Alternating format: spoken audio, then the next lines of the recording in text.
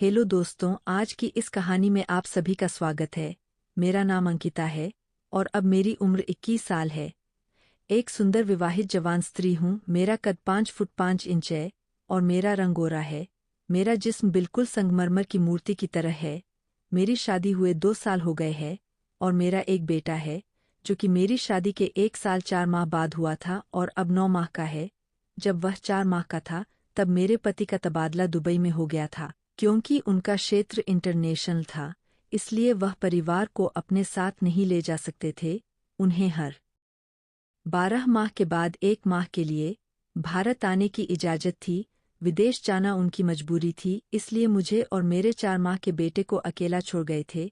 हम अकेले ना रह, इसलिए मेरे पति ने मेरे ससुर यानी कि अपने पिताजी को हमारे साथ रहने के लिए शहर बुला लिया था।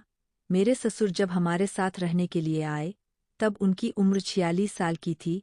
वह हमसे अलग गांव में रहते थे। मेरी सास की मृत्यु 1.5 साल पहले हो गई थी और पिछले 1 साल से ज्यादा वहीं पर गांव में अकेले ही रहते थे। पापा जी आर्मी में मेजर रह चुके थे और रिटायर्ड होने के बावजूद वह बहुत फुर्ती थे। आर्मी के तौर तरीके और तहजीब वह अभी तक नहीं भूले थे।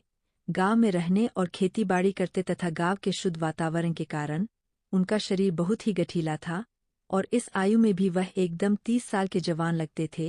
पहले जब भी वह सासू माँ के साथ हमारे घर आकर रहते थे तो मेरे पड़ोस ने उन्हें मेरे पति के बड़े भाई ही समझती थी।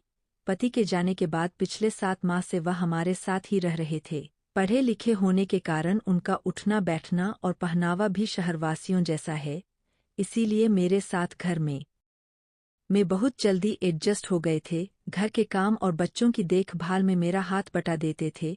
मुझे और मेरे पति को करना बहुत पसंद है और शादी के बाद कई दिन तक हम ऐसा नहीं था कि हम अब मेरे पति को दुबई गए हुए लगभग 7 माह हो चुके थे और इन 7 माह में पहले 2 माह तक मुझे एक बार भी क्रिकेट खेलने को नहीं मिला। इसलिए मैं इतनी बेचैन रहती थी और सारा दिन तड़पती रहती थी, पर कोई भरोसे का नजर नहीं आता था। लेकिन 5 महीने मुझे अचानक ही एक ऐसा अवसर मिला जिससे मुझे मेरी जिंदगी में बहुत बड़ी खुशी मिली और वह भी मेरी अभी तक जारी है। यह उस दिन की बात है जब मैं घर की सफाई का काम करती हुई पापा जी के कमरे में गई तो मैंने पाया कि वे कमरे में नहीं थे। मुझे समझ में नहीं आया कि वे कहाँ गए होंगे, इसलिए मैं इधर-उधर देखने लगी और तभी मुझे उनके बाथरूम की लाइट जलती हुई नजर आई। जिज्ञासावश उठी और जल देखने चली गई। वहां मैंने देखा कि बाथरूम का दरवाजा थोड़ा सा खुला हुआ है और अंदर से कुछ अजीब सी आवाजें आ रही है।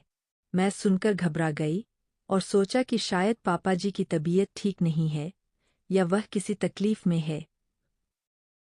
घबराहट से जल्दी से बाथरूम का दरवाजा खोलकर अंदर झांकने लगी। अंदर का नजारा देखकर मेरे होश उड़ गए।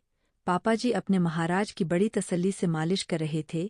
इससे पहले मैं अपने आप को संभालती, तभी मैंने देखा कि पापा जी जोर-जोर से सिसकियां ले रहे थे। यह सब देखकर मेरी नज़र में जोर से एक लंबी सांस निकाली, जिसे सुनकर पापा जी ने पलट कर देखा और मुझे देखते ही गुस्से से बोले, तुम यहाँ पर क्या कर रही है?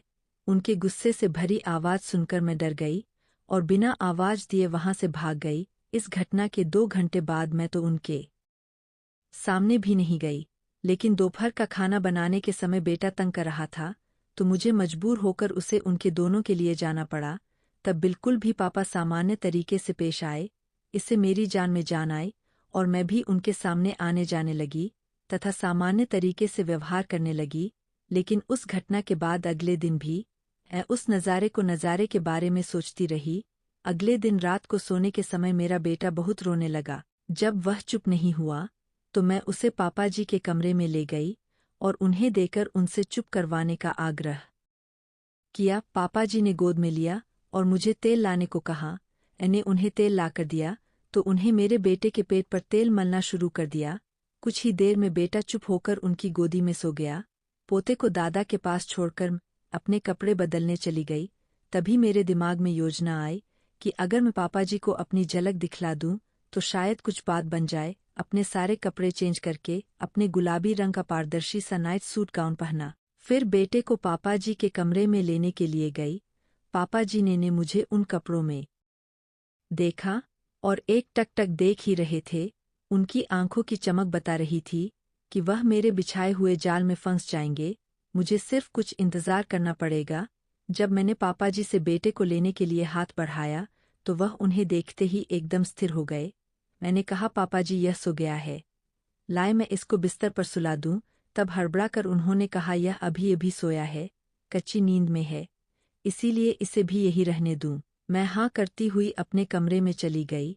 मुझे नींद नहीं आ रही थी, इसलिए मैं बहुत देर तक ऐसे ही करवटें बदलती रही। तभी मुझे याद आया कि मैंने बेटे को दूध पिलाया ही नहीं। उठी और पापाजी के कमरे में गई तो पाया कि वह भी सो गए हैं। तब मैंने मन में आया कि मैं भी इसी कमरे में सो जाती हूँ, क्योंकि बेटा भी इसी कमरे में सोया हुआ है। और मैं उनके साथ वाले बेड पर लेट गई, बेटे को अपने पास खींचा और इतने में पापाजी की नींद में ही करवट बदली और सीधे होकर सोने लगे। मेरे बेटे का पेट भर चुका था, लेकिन मुझे नींद नहीं आ रही थी। मैंने बच्चे को अलग से सुला दिया और वहीं बैठकर पापाजी को निहारती रही। मैंने महसूस किया कि मैं क्रिकेट खेलकर जिंदगी का मजा चाहती हूँ, मैं अपना अकेलापन दूर करना चाहती हूँ, अपनी भूख मिटाना चाहती हूँ। इसके लिए अब मुझे मेरे पति की गैर हाजिरी में भरोसे का और पूरा संतुष्ट करने वाला पुरुष मिल चुका है। अब मैं और इंतज़ार नहीं कर सकती और इसलिए मैंने अपनी सारी झिझक छोड़ी और मैं ससुर जी के पास जाकर बैठ गई। तो थोड़ी देर बाद पापा हिलने लगे। मुझे लगा कि उनका हाथ मेरे सर पर आ गया है और ससुर जी जाग गए हैं। उसकी इस हरकत से मैं थोड़ा घबराई। मेरी हालत पतली हो गई थी, मेरी सांस उखड़ रही थी। फिर मैंने हिम्मत नहीं छोड़ी। करीब 1 घंटे के बाद पापाजी का हाथ मेरे सर से हटा और नीचे आ गया। उनकी इस हरकत से मैं बहुत ज्यादा प्रसन्न हुई। मुझे अभी मजा आना शुरू ही हुआ था कि पापाजी उठकर बैठ गए और उनकी नींद खुल गई थी। उन्होंने मुझे झटके के साथ अलग कर दिया। फिर उन्होंने उठकर एक लाइट जलाई और वह कच्चे होकर मुझे देखने लगे। मैंने जवाब दिया, पापाजी मैं तो वही कर रही थी जो आप चाहते थे। पापा बोले, मैंने ऐसा करने को कब कहा है, तुम्हें ऐसा नहीं करना चाहिए था और माफ कर देना चाहिए था। पापाजी फिर बोले, मैंने आज तक आपको कोई भी आदेश का इशारा कभी नहीं टाला, तो मुझे कैसे मना मानती। मैंने उत्तर दिया, अरे मैं तो नींद में और सपने में था, जिससे यह सब तुम्हारी सांस कर रही थी, इसलिए मैंने ऐसा इशारा किया होगा। मैंने कहा, पापाजी तो क्या हो गया, अगर मैंने इशारे को आपका देह समझकर आपकी सेवा भी कर दी तो आपका सपना और मेरा कर्तव्य पूरा हो गए है। अरे तू बात क्यों नहीं समझ रही है, मैं नादान बनती हुई बोली। इससे पहले कि वह कुछ कहे और बात ज्यादा बिगड़े, मैं उठकर खड़ी हो गई। उन्हें आगे कुछ बोलने का कोई मौका दिए बिना मैं उनके पैरों को पकड़कर नीचे बैठ गई। पापाजी कुछ नहीं बोले और चुपचाप खड़े रहे। मैं समझ गई कि अब लोहा गर्म है और चोट मारने का समय आ गया है।